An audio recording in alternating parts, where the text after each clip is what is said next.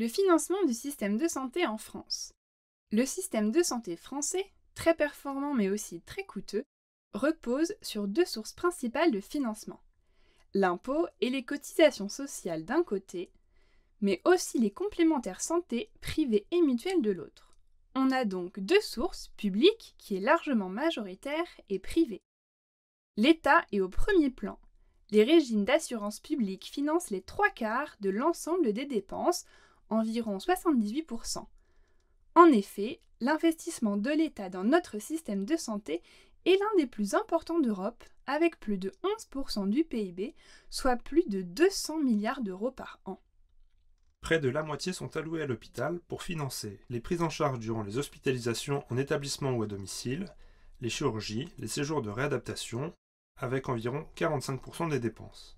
L'autre moitié finance les soins de ville, 27% des dépenses avec les soins ambulatoires, les consultations, les examens médicaux et paramédicaux, les transports et 20% concernent les médicaments.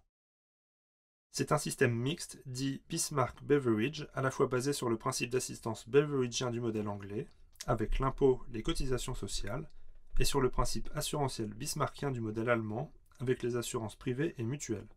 Il y a bien deux sources principales de financement qui se complètent, les sources publiques et les sources privées. Ainsi, un peu plus des 3/4 des dépenses de santé sont prises en charge par la dépense publique via les cotisations sociales. Il existe plusieurs régimes professionnels qui ont des principes de cotisation et de prise en charge différents. Par exemple, le régime général pour les salariés, le régime agricole et d'autres régimes spéciaux perdurent encore aujourd'hui mais sont amenés à disparaître.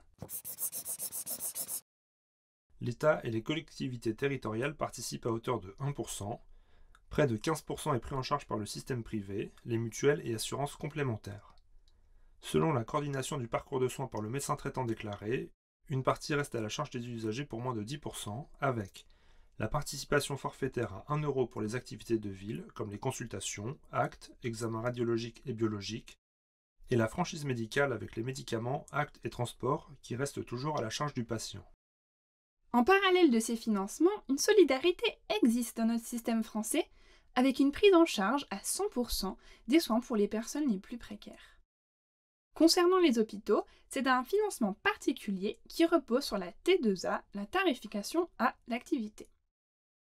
C'est un système de tarification en fonction du diagnostic, de l'âge du patient, des actes, des interventions réalisées, de la durée du séjour.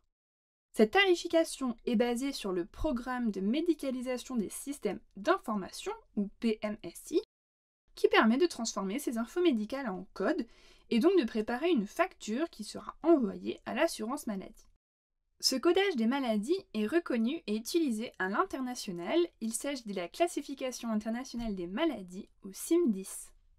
Voilà pour cette vidéo capsule sur le financement de notre système de santé en France. Tu en sais maintenant un peu plus sur son organisation. On espère que ça t'aide à mieux comprendre, et si tu trouves cette vidéo utile, n'hésite pas à la partager autour de toi. À bientôt!